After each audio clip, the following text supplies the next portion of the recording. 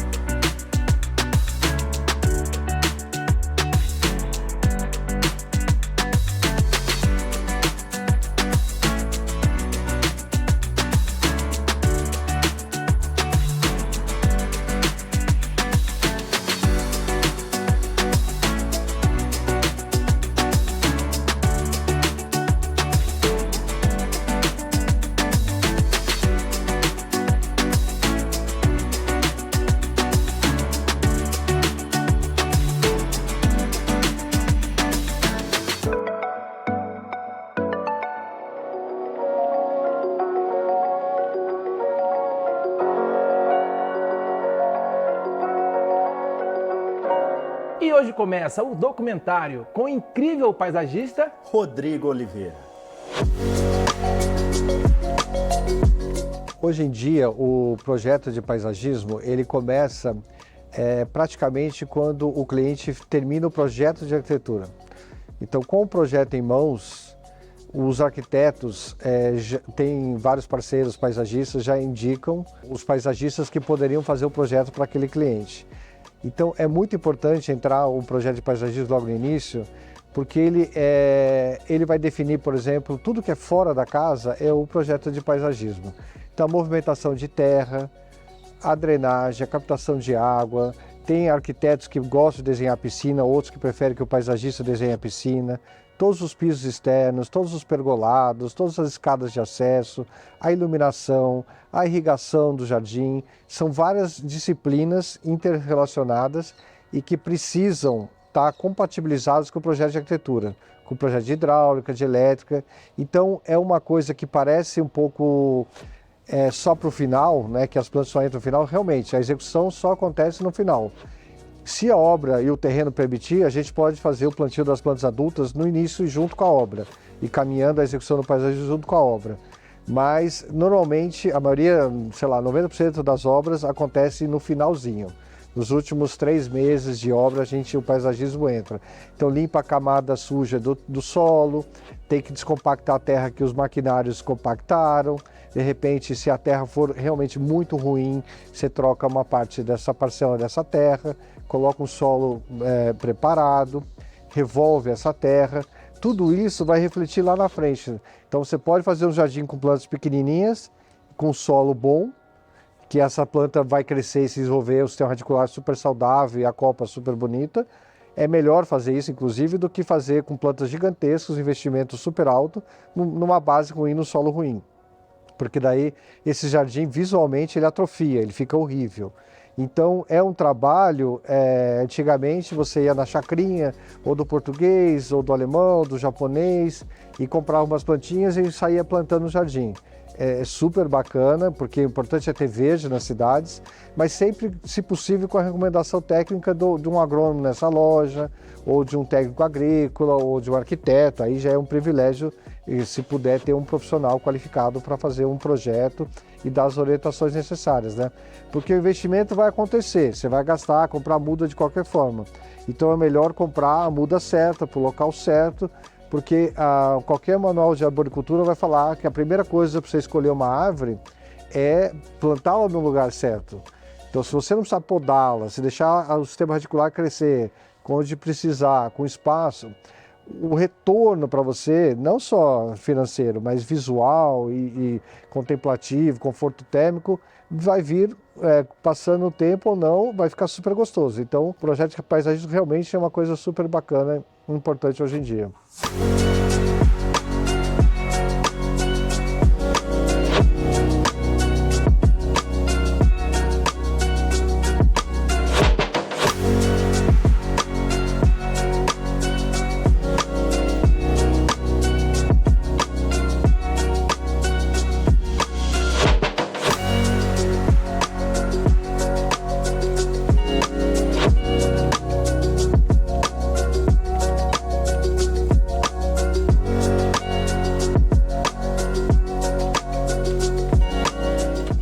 Minha mãe conta uma história que quando eu era criança, eu morava no Paraná, a gente morou 10 anos quando eu era criança no Paraná, e quando geava, a escola era de madeira, não tinha aula, porque era muito frio, não tinha aquecimento na escola. Então a escola recomendava que todas as crianças ficassem em casa. E o nosso gramado, eu olhei assim da janela, estava tudo com geada, tudo com gelo. E minha mãe ficou gritando, me procurando, procurando. Quando ela foi ver da janela, limpou assim o vidro, foi ver, eu estava tirando matinho da grama, com a geada. E minha mãe nesse dia pensou, meu Deus, o que meu filho vai ser quando crescer? Então é muito legal essa história, eu gosto muito, porque eu sempre desde criança gostei de paisagismo. Na época não era uma profissão, mas sempre fui fazer agronomia para ser paisagista. E é engraçado porque mesmo quando me formei agrônomo, eu não sabia fazer nada de paisagismo. E eu fui aprender na prática. Então fiz alguns cursos técnicos, algumas coisas, e fui aprender no dia a dia. E a maior fonte para mim de inspiração do paisagismo são as viagens, é a própria natureza. Porque o paisagismo, como definição, é a arte de recriar a natureza, recriar a paisagem. Então, assim, quanto mais simples, mais a gente se aproxima da natureza, mais bacana vai ficar o paisagismo, na minha concepção de paisagismo. Porque o meu jardim é muito naturalista. Então, é difícil colocar um par de plantas e criar uma linha reta entre esses dois pontos. Porque na natureza não existe uma linha reta entre dois pontos. Por isso que eu sempre planto número ímpar, ou 1, ou 3, ou 5, ou 7, para não criar essa simetria entre as plantas. Então, por que usar as plantas locais tudo? Porque a gente tem que parecer que aquele jardim já estava naquele lugar. Esse é o truque. Então as pessoas quando entram num projeto que eu fiz, como esse, há 6 anos, e falam, nossa, esse jardim já existia na casa, o cara construiu e já tinha aquele jardim, para mim deu certo. Então essa é a minha filosofia de paisagismo, esse jardim natural, muito intuitivo, muito espontâneo, é a beleza do imperfeito, trazer a natureza para perto da gente. Porque hoje as pessoas têm que morar na cidade, por isso que as cidades estão crescendo, porque o trabalho está aqui, a fonte de renda está aqui, a escola está aqui. Então a educação dos seus filhos está aqui, os seus amigos estão aqui. Então o campo é um lugar só de descompressão. Então o paisagismo, se ele se aproxima o máximo possível da natureza e cria esse ambiente que a gente vive a vida inteira mais agradável, é muito bacana. É isso que eu acredito, eu acho que isso que é o futuro. Então é um trabalho ilimitado, dificilmente um jardim vai ser igual ao outro, é impossível. Porque a casa que você já recebe já é diferente, o clima do lugar já é diferente, a insolação já é diferente. Então você sempre tem que se reinventar. É uma profissão que você tem que estudar o tempo todo, correr atrás de novas plantas, introduzir novas espécies, para criar texturas de jardins de formas diferentes, para não ficar um copia e cola. Então eu acho que quanto mais informação, eu acredito que a gente vive na era da informação. Quanto mais informação você tem, mais você consegue transformar isso e juntar essas peças do quebra-cabeça e fazer um jardim sempre diferente. Então eu tenho clientes que eu já fiz vários projetos para ele. E ele fala assim, eu mudo o arquiteto, mas não mudo o paisagista. Hoje em dia, por mais que o computador e os algoritmos te dê resposta para tudo, ele te fala o melhor caminho que você vai para a sua casa, para o escritório, para a sua viagem, tem coisas que a tecnologia não vai substituir, que é a cabeça, a criatividade do ser humano. Então é uma profissão que tem muito futuro, é um trabalho assim super enriquecedor, a gente tem muito para aprender, eu acho que o Brasil a gente está ainda muito atrasado, criar soluções novas e a gente tentar se reinventar é muito importante profissionalmente. E o Cultura Design volta já. É vapt-vupt. É no pé e bota no outro.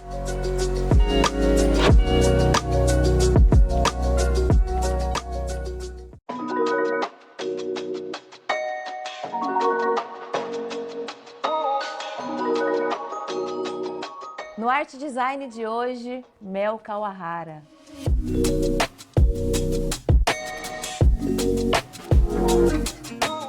A leveza e a delicadeza das luminárias do trabalho feito a partir das dobras, ela não necessariamente tem por trás uma filosofia, mas eu acho que por eu ser descendente de japoneses, tem muito essa ligação com a cultura japonesa, dessa coisa sutil, delicada e um pouco a ver com silêncio, com vazio.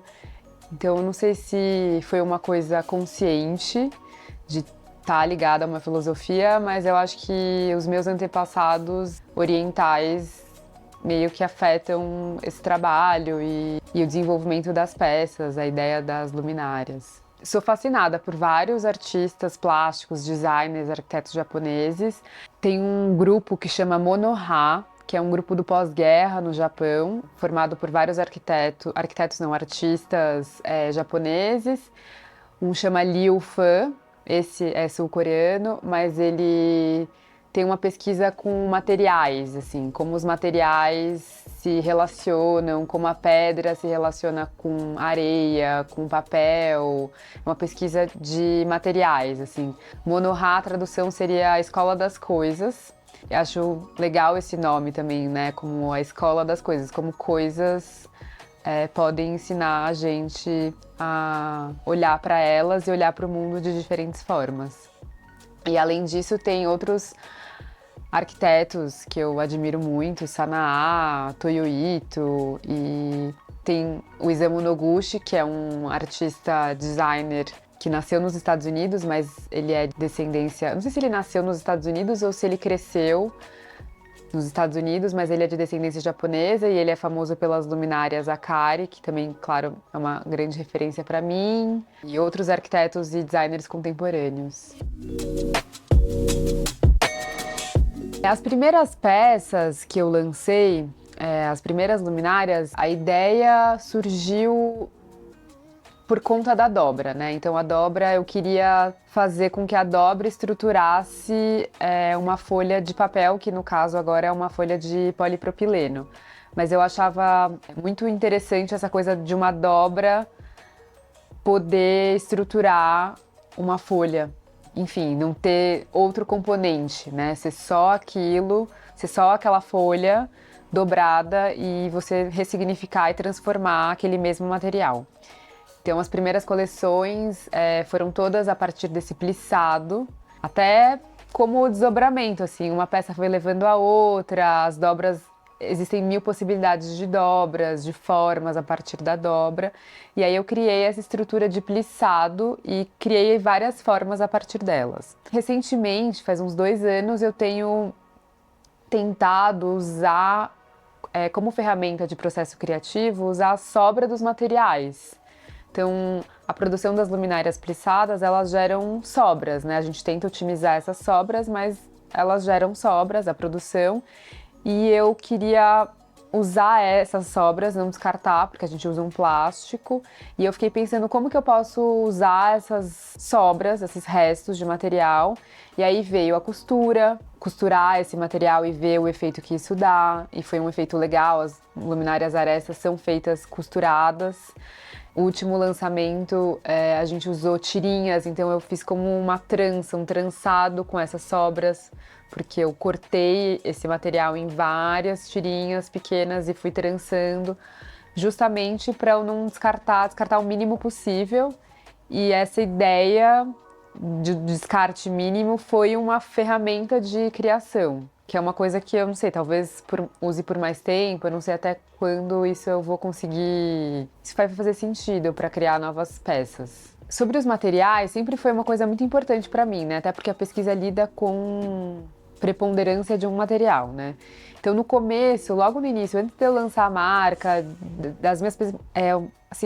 nas minhas primeiras pesquisas, eu comecei fazendo com papel. Comprava papel, rolos de papel alta alvura mesmo, que eram fáceis de achar, e fazia as dobras nesses papéis. E aí, nessa pesquisa, eu fui percebendo que o papel, apesar de ser um material incrível, ele tem algumas limitações, né? Então, ele rasga, ele mancha, ele molha, ele mofa, enfim. E como são peças, né, as luminárias são processos que demoram horas, muitas dobras, às vezes acabava rasgando com excesso de dobras.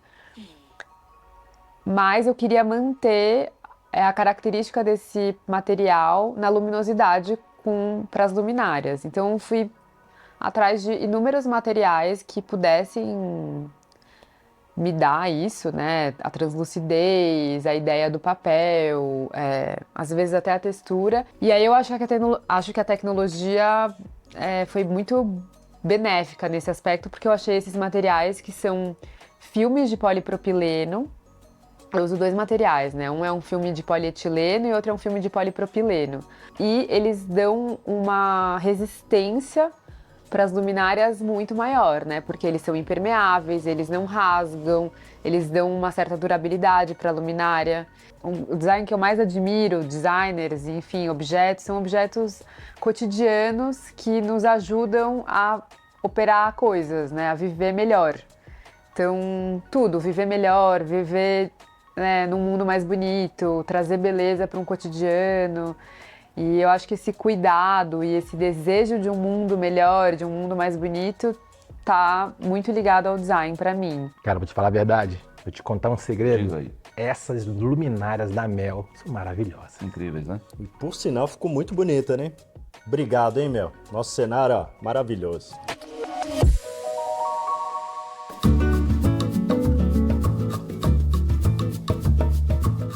Bem, estamos aqui na cidade de Matarazzo, bem ao lado da Torre Mata Atlântica. É uma torre extremamente complexa para nós para fazer o projeto, porque você vê que não tem 2 apartamentos iguais e cada um tem um tratamento diferenciado na irrigação. Esse é um projeto muito desafiador, um projeto do Benedito Abud. O cliente pediu para ele que fizesse a Mata Atlântica ao lado da Paulista. Veja, nós estamos aqui ao lado da Paulista e nós vemos praticamente uma Mata Atlântica que anda ali no térreo. Parece que você está andando no meio de uma picada no mato. Bem, estamos aqui em frente ao edifício Office antigo, hoje chama AIA Earth Partners, que é um hub de sustentabilidade e descarbonização das empresas. Nós estamos focados em fazer uma irrigação totalmente independizada aqui, com foco em sustentabilidade e uso e reaproveitamento da água para o nosso ecossistema.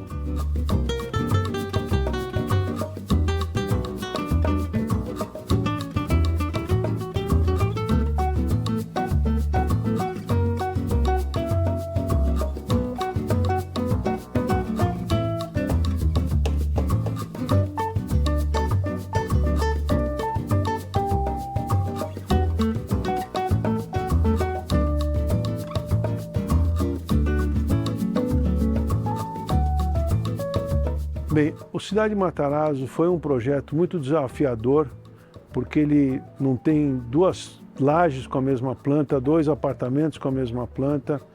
É um prédio de 27 andares que tem um cálculo hidráulico também sofisticado. Ele é totalmente controlado por um software na nuvem, que é linkado a uma estação meteorológica que lê as informações climáticas, então, de São Paulo. Com isso, ele consegue acompanhar, aumentando ou diminuindo os tempos de rega conforme a variação climática. Isso faz com que você não jogue uma gota fora, ainda que seja água reciclada, de reuso. E esse projeto também, ele é todo feito com a preocupação de você ter um baixo custo de manutenção e baixo custo de operação. Logicamente, a gente tem que dar parabéns ao Benedito Abud pelo projeto maravilhoso, ao pessoal que fez o plantio e cuida do plantio maravilhoso, Roberto Ferrari, a Rainbird, que nada seria se não tivesse um excelente parceiro de produto por trás. E bem, somos muito agradecidos por ter feito esse projeto e correu tudo maravilhosamente, até melhor do que a gente esperava. A Regatec é uma empresa que sempre focou em fazer o estudo de cada situação, a sua necessidade mais necessária, mais interessante e eficiente usando o equipamento. Até pouco tempo atrás, até 10 anos atrás, o que melhorava muito era a parte hidráulica. Hoje em dia, o que é aprimorado está mais na tecnologia, com sistemas Wi-Fi, sistemas de monitoramento de irrigação, sensores de umidade do solo, sensores climáticos, e com isso você consegue fazer o aproveitamento melhor da água e fazer uma coisa muito mais sustentável. A nossa expertise é sempre o que há de mais sustentável e eficiente para o uso da água e facilidade de operação, porque não adianta nada você ter um excelente equipamento se ele for complexo e ninguém souber operar. Sempre pensamos em preservar a natureza, esse é o nosso mote. É um dos nossos filhos favoritos e parabéns ao Grupo Alar por ter feito essa investida, esse empreendimento, esse complexo aqui no país e somos muito gratos a eles.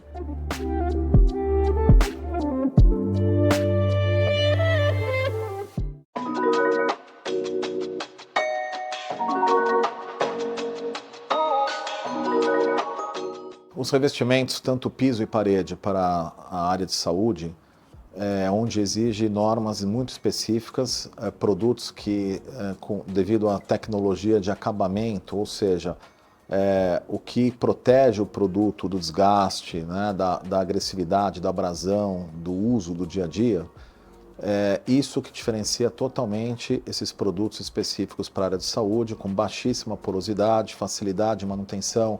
São ambientes que não podem ser interditados a qualquer momento para manutenção e limpeza, então requer realmente uma praticidade, né, uma performance que você consiga manter o produto com aspecto de produto limpo e principalmente isentando ele de micro-organismos e bactérias. Isso se dá a tecnologias como Evercare, como Protexol, que são poliuretanos de alta resistência que minimizam a porosidade e facilitam a limpeza. Então, nessa mesma ideia dos produtos com versatilidade e performance para manutenção, a gente consegue ter um ambiente que se torna estéril facilmente, a gente consegue limpar e garantir com a isenção de porosidade nesses produtos. E é muito importante hoje, a gente tem visto recorrentemente no Brasil, infelizmente, algumas unidades de saúde tendo problema com incêndios. Então, a certificação e os laudos que garantem que os produtos vão ter uma performance segura num caso de um incêndio é extremamente importante. Agora, quando a gente precisa diferenciar um piso hospitalar de um piso que pode ser instalado numa área de hotelaria, por exemplo, claro que eles vão ter requisitos e características muito diferentes.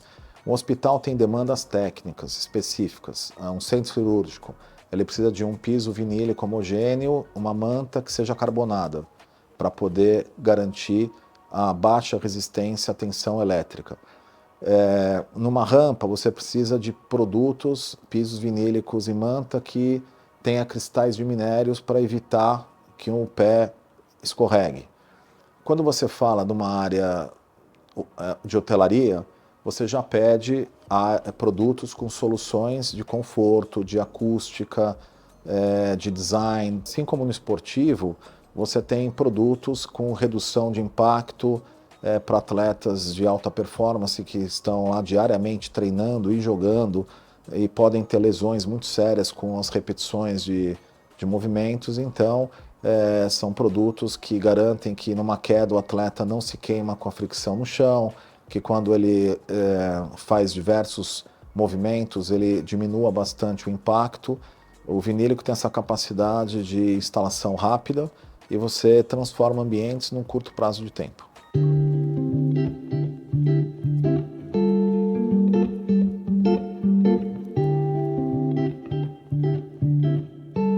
Leila, você como coordenadora de projetos, já trabalhando há muitos anos na área da saúde, com todo o know-how aplicando nos projetos desenvolvidos pela Perkins & Will, pode nos contar um pouco mais sobre essa história. O que vem acontecendo no mercado, e até por causa da pandemia, é que muitos edifícios corporativos, principalmente os AAA, eles vêm, de certa forma, sendo ocupados por unidades de saúde. Gostaria de saber se dentro desta unidade houve algum desafio nesse aspecto, alguma história que você possa nos contar e até alertar para os futuros projetos. Bom, primeiramente, a gente tem um impacto muito grande em relação à circulação vertical. Nós precisamos ter elevadores aptos para que sejam sempre capacitados de levar os leitos e as macas. Eles precisam de uma caixa de corrida maior para que entre confortavelmente uma maca ou um leito. Essa é a nossa principal preocupação. Além disso, existem algumas normas do Corpo de Bombeiros contra incêndio que a gente necessita de uma largura mínima das escadas, né? E essa posição dos elevadores também é super importante na questão do fluxo do paciente, porque em área hospitalar nós temos fluxos destinados para a equipe médica e o próprio paciente e para elevadores sociais. Hospitais existem muitas instalações, né? Então, ar-condicionado, elétrica, hidráulica, gases medicinais. E isso tudo passa pelo entreforro, que é a área que fica entre o forro e a base da laje. Isso precisa ser uma medida confortável, porque como a quantidade é muito grande, ela precisa ser adequada e respeitando também um pé direito mínimo que a gente precisa ter perante a nossa legislação. Conte também um pouco sobre a questão da humanização versus normas que a gente precisa atender na área da saúde, né? Então, como que você consegue, inclusive, também trazer esse ambiente mais humanizado, mas tendo que atender todas as questões da operação? Nós costumamos usar muito os tipos de materiais. Então, a gente toma o cuidado de trazer um certo aquecimento, né? Por exemplo, e graças a Deus nós temos várias opções no mercado de materiais de fácil asepsia, mas que tenha um certo calor, que traga um conforto para o paciente. Por exemplo, o uso de pisos vinílicos, mas com características madeiradas. Então, você já você já traz um aquecimento e remeter para um hotel, remeter para a sua residência, para descaracterizar um hospital, né? Então, essa é a primeira coisa que a gente costuma fazer.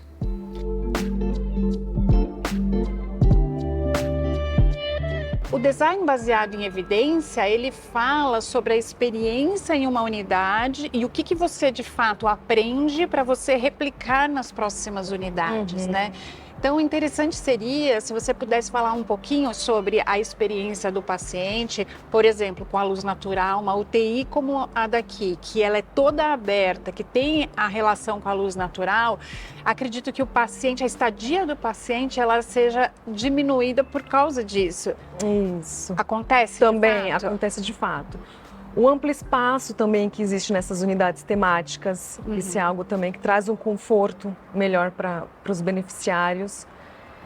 O médico, o enfermeiro, o fisioterapeuta, os administradores, eles participam diretamente da estratégia na montagem de uma nova unidade, porque esses profissionais eles estão na linha de frente, eles estão lidando com o beneficiário dia a dia, então eles conhecem o fluxo.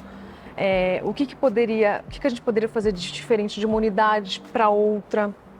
Então, eles trabalham junto com essa equipe de arquitetura e com marketing, com relação à cenografia, tudo um trabalho em 4 mãos, realmente. Então, a gente analisa desde as cores a ser utilizada, quais são as cores que vão dar uma alegria maior naquele ambiente.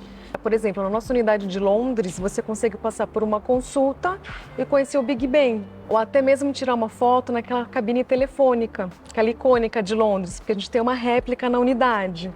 Então, tudo isso é possível fazer ao realizar uma consulta, ou um exame, ou passar por um procedimento hospitalar, você consegue ter essa experiência. Muito legal, acho que só benefício para que o paciente se sinta bem dentro desses ambientes e que a contribuição tanto dos familiares, dos médicos, da equipe, envolva todo esse ambiente para a melhoria do paciente. Muito legal.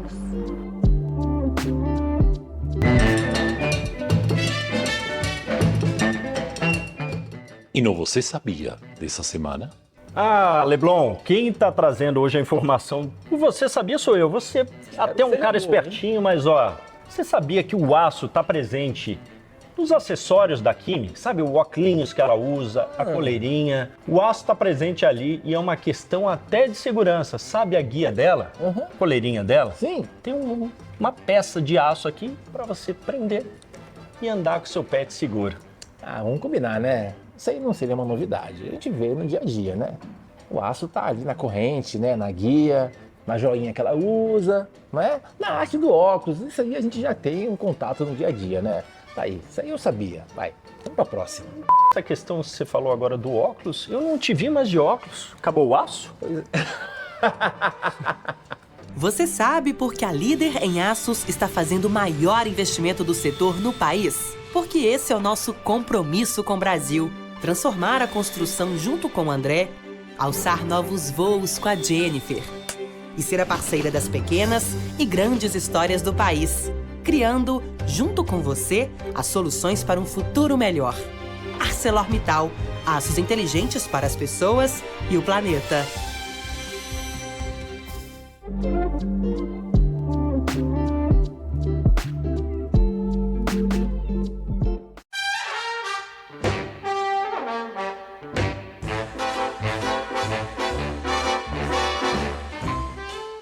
Tudo bem, turma? Estou muito contente em estar aqui mais um programa Sabor e Design.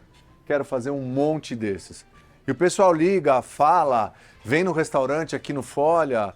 Tá muito gostoso de trabalhar nesse sentido. Hoje eu quero falar para vocês de um sanduíche. Sanduíche é uma coisa muito legal para mim, em particular, porque é onde eu faço meu processo de criação. Aquilo que eu coloco na pizza, aquilo que eu coloco nos pratos, na maioria das vezes eu procuro trazer 4 elementos só. O italiano, sou brasileiro, mas super filho de italiano, trabalha com poucos elementos, poucos insumos, mas preza a qualidade, tá? Eu venho falando aqui, eu tenho amigos, não é nem por nada, da de Salerno, que fazem um trabalho maravilhoso, trazendo vários produtos da Itália para cá. Hoje a gente vai fazer um sanduíche de carne. Simples, não tem mistério e não existe. Olha, é uma coisa que não existe o melhor sanduíche. Porque cada um tem uma característica. Você vai na hamburgueria, tem uma. Você vai num lugar que faz panino, nós fazemos paninos aqui também, tem outra. Sanduíche é gosto. Então vou usar uma ideia de como eu gosto de uma carne, de um filé, para fazer um sanduíche. Beleza? Então, primeira coisa, eu vou pegar o filé e vou trazer para minha tábua, tá? O que eu vou fazer? Eu vou pegar esse plástico aqui e vou dar uma pauladinha nele, tá? Nem preciso desenhar. Só para ele aumentar um segundinho. Não vai dar uma paulada que vai ficar um bifinho. Bifinho pequeno, nome, paiar, que ele é lisinho. Não é questão que eu uso filé mignon, não é nada disso. É questão que eu preciso de uma carne macia, porque eu vou puxar, eu vou morder. Nada contra e só a favor as carnes de panela. São maravilhosas, que são chamadas erroneamente de carne de segunda. Você botar na pressão, para ficar mais tranquila, mas pega muito sabor. Lembrando que as carnes que encostam aos ossos, elas são saborosas. Quer uma prova, não sendo da carne de vaca? Vou te falar do frango. Porque o frango, quando você come peito, eu como peito, que é macio. Nem compara o sabor de uma sobrecoxa, porque está encostada no osso, está perto da cartilagem. Fica maravilhosa. Não é não, Celinha? Então a gente vai temperar os dois lados, com sal. Pimenta não é apenas para que a gente consiga ter uma coisa que, picante, porque senão só teria uma. Cada uma tem o seu sabor. E a pimenta do reino tem muito sabor que se perde ao longo do tempo se você já tem ela moída. E vamos colocar a manteiga. Alecrim fresco, por favor, desprende sabor, tá? 3 dentes de alho. Lembrando que esse alho só vai trazer pra gente sabor, a gente vai dispensar depois. Olha, diretor, olha como vem chegando o sabor. Sabor é o seguinte, sabor começa aqui e aqui. Depois ele vem pra cá e ele termina aqui, ó. Você lembra daquilo que você comeu, ou de quem fez pra você, ou de quem cozinhou pra você. Vamos pegar sabor. Imagina esse saborzinho do alho e do alecrim. É o que a gente quer, tá? Vamos deixar ele aqui.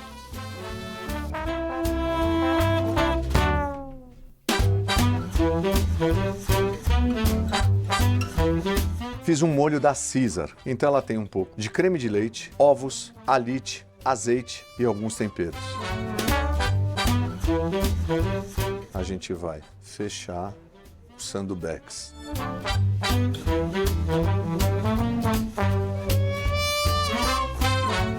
Esse é o nosso sanduíche de carne.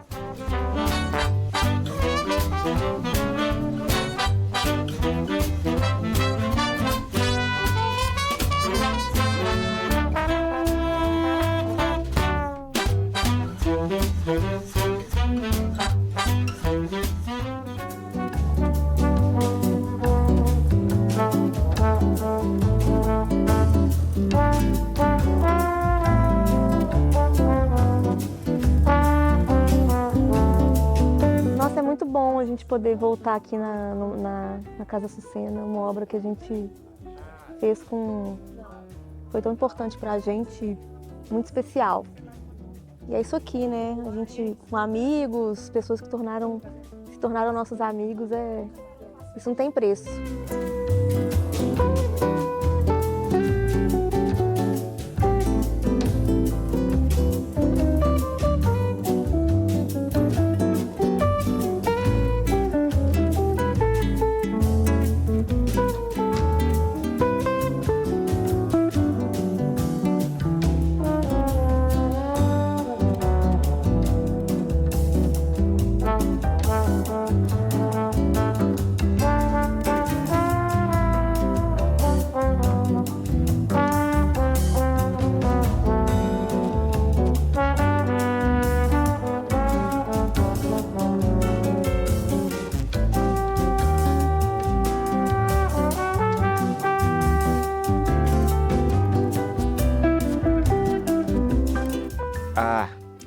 Para mim, o mais emocionante do que reencontrar a casa, acho que é reencontrar os moradores felizes aqui. A gente sempre queria uma afetividade assim com as pessoas e com a casa, então esse reencontro aqui é muito emocionante, mas ver as pessoas felizes aqui dentro acho que é o principal. Essa casa me toca muito, assim, como que contato com a natureza aqui é intenso, assim. Eu acho que estimula as pessoas a quererem ficar um tempo a mais aqui, né? Então, assim, sempre que a gente vem aqui uma coisa rápida para resolver uma coisa de trabalho, acaba se estendendo e a gente vai ficando e o tempo vai passando, né? Acho que a gente, sei lá, acho que a arquitetura, acho que é isso. Acho que tem que estimular as coisas boas da vida, né? E ver essa obra pronta, com o pessoal morando e feliz, acho que isso é o principal, é renovador para continuar fazendo esse trabalho. Aqui, você me convidou aqui para fazer 2 missões. Conhecer os projetos da Tetro, maravilhosos, as casas, achei lindo. Agora, tá faltando um pãozinho de queijinho e um cafezinho quente coado mineiro. Até agora nada. Rapaz... É esse aqui? Enxerga não. Por isso que eu gosto tanto de trazer as pessoas aqui, porque a gente conta os conceitos, né? Mostra os desenhos, as fotos, mas a arquitetura, depois que você vive, é outra coisa, né?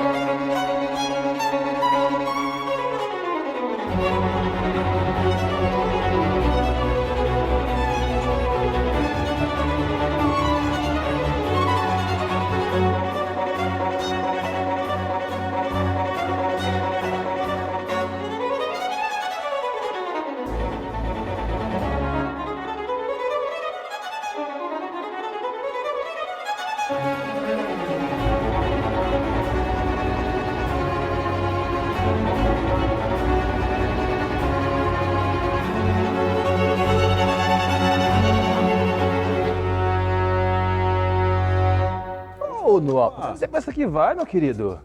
Por quê? Fala pra ele.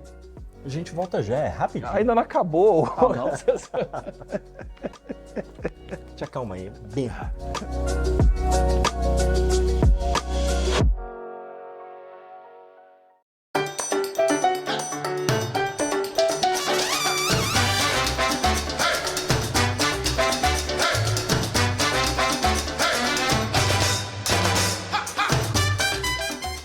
Meu caro galão, é pra lá que eu vou. Do Cultura e Design tá em Minas, uai! Aqui na Serra da Canastra.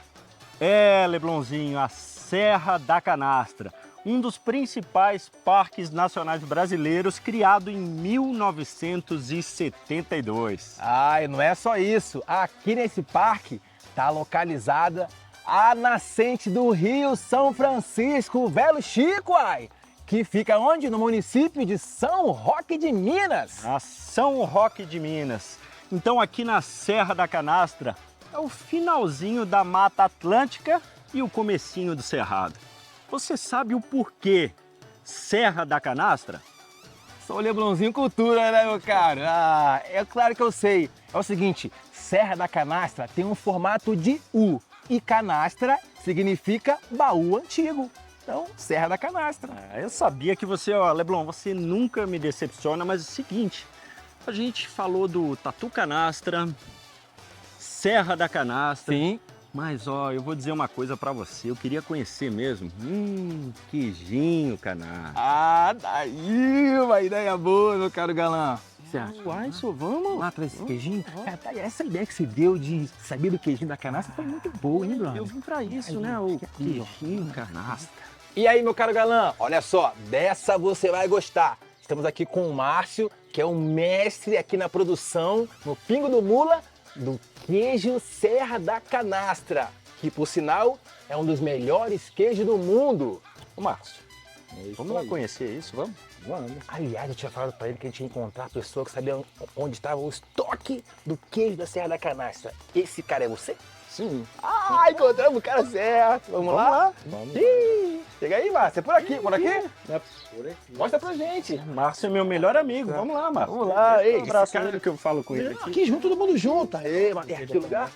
Vamos lá. Deixa eu ver. Sempre quando a gente começa um projeto, a gente acha muito importante visitar o lugar e sentir o que o lugar tem a dizer, né? E assim, esse lugar aqui na Serra da Canastra, aqui no Rancho do Pingo do Mula, muito Minas Gerais, assim, acho que quando a gente vem aqui, assim, essa relação com essa topografia, eu acho que a paisagem é muito tranquila e a grande inspiração para a gente aqui, além do queijo, que é incrível, né, a textura e é um dos melhores queijos do mundo, né? Também as cercas, eu acho que foi uma inspiração muito forte para o projeto, né? Para a gente, quando a gente vai ao lugar, é muito importante a gente não só entender as questões óbvias, por exemplo, a topografia, a insolação, a ventilação, mas também entender o que o lugar tem a dizer, entender questões mais subjetivas. Então a gente presta atenção na textura, a gente observa o que a natureza está falando, assim, qual é o sentimento que a gente tem, o que a gente tem que valorizar nesse lugar, o que a gente talvez tenha que suprimir desse lugar, para criar uma arquitetura que tenha conexão com aqui. Então aqui foi o lugar escolhido para a implantação do rancho do Pingo do Mula.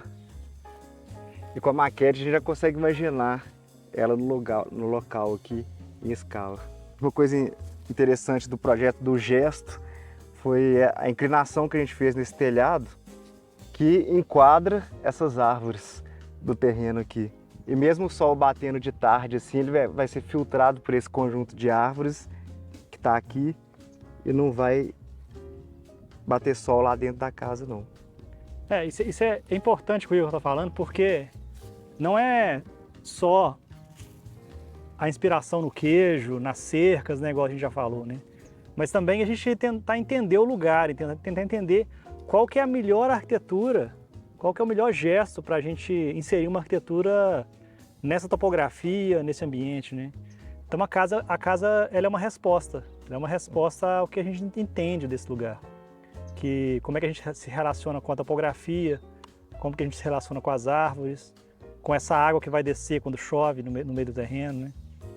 A gente está aqui na Serra da Canastra, na roça, para poder fazer o projeto do rancho do Pingo do Mula, e a inspiração começa aqui, no lugar, sentindo a textura do queijo, vendo as vacas, sentindo o que esse lugar está inspirando a gente, as cercas. Então a gente está aqui absorvendo toda a natureza do lugar e prestando muita atenção nos detalhes de textura, de sentimentos, dos bichos que estão aqui com a gente, na vegetação, do clima, tudo. E a inspiração do projeto começa assim, tentando sentir o lugar. O próprio cheiro do curral é uma coisa que inspira a gente. A gente gosta disso, assim, de sentir de uma forma muito intensa o que aquele lugar tem a dizer, né? Quanto mais a gente tenta entender as sutilezas, assim, mais a gente vai ter conteúdo para criar um projeto depois. Eu acho isso fundamental.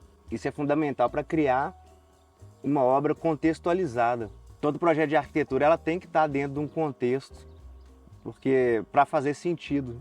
Se ela não está inserida num contexto, vira uma arquitetura sem sentido.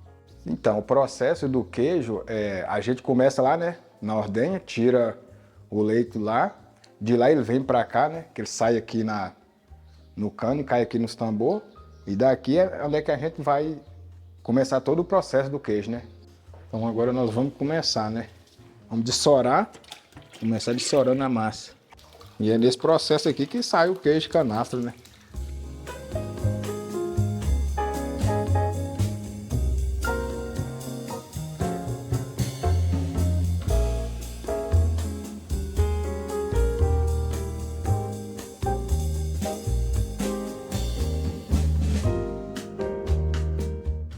Aqui, né, ele já está em processo de maturação, né? A gente passa eles para cá, eles começam da primeira tábua, a gente vai subindo todo dia, você vai subindo ele partilhando até chegar em cima, né? Começa com primeira, segunda, terceira, quarta, quinta, sexta tábua. Então, quando ele está lá em cima, ele está com 6 dias de maturação. Você vira de um lado para o outro, porque senão ele fica marcado, né, nas tábuas, então tem que virar todos os dias. Ele, quando eu faço ele lá, quando ele está fresco, ele pesa em torno de 7 quilos. E quando ele está nessa maturação aqui, ele está pesando em torno de 5 quilos. Ele perde 2 quilos. O café da manhã, que não pode faltar, né? E o pão de queijo também, né? Vamos lá! E mais uma vez, nossa equipe do Cultura Design fez o quê? Passou vergonha lá no Pingo do Mula. Por quê? Eu falo pra vocês. O pessoal lá colocou uma tábua de queijo, que era pra gente degustar com um cafezinho mineiro. Mas aí o que aconteceu? O furacão chegou e quis almoçar queijo. Tem aqui o queijinho meia cura e o extra cura. Fala aí, de qual você gostou mais? Ó, Leblonzinho, eu vou provar aqui o extra cura. Meia cura. Eu vou pegar mais um queijinho do Pingo do Mula. Muito bom. Não, vai ter o Igor daqui e o Carlos também. Aqui, ó. Eles também querem. Extra cura, meia cura. Vocês precisavam ver a cara do Carlos e do Igor. Vendo essa figura aqui, ó, devastando todo o queijo. E eles, como um bom mineiro, não dispensam o queijinho. Você vai comer todos? Eu vou estar curado.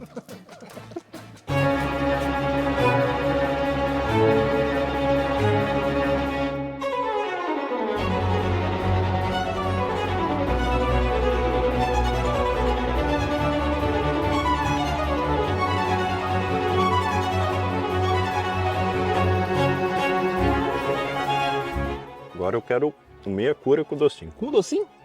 É que o extra também.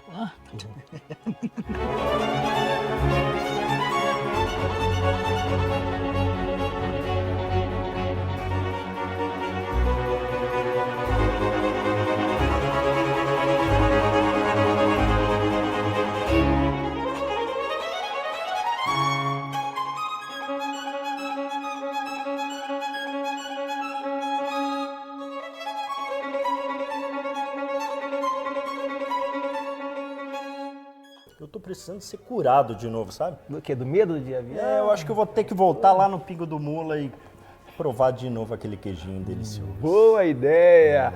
Vamos subir mais uma hashtag? Vinícius Convida!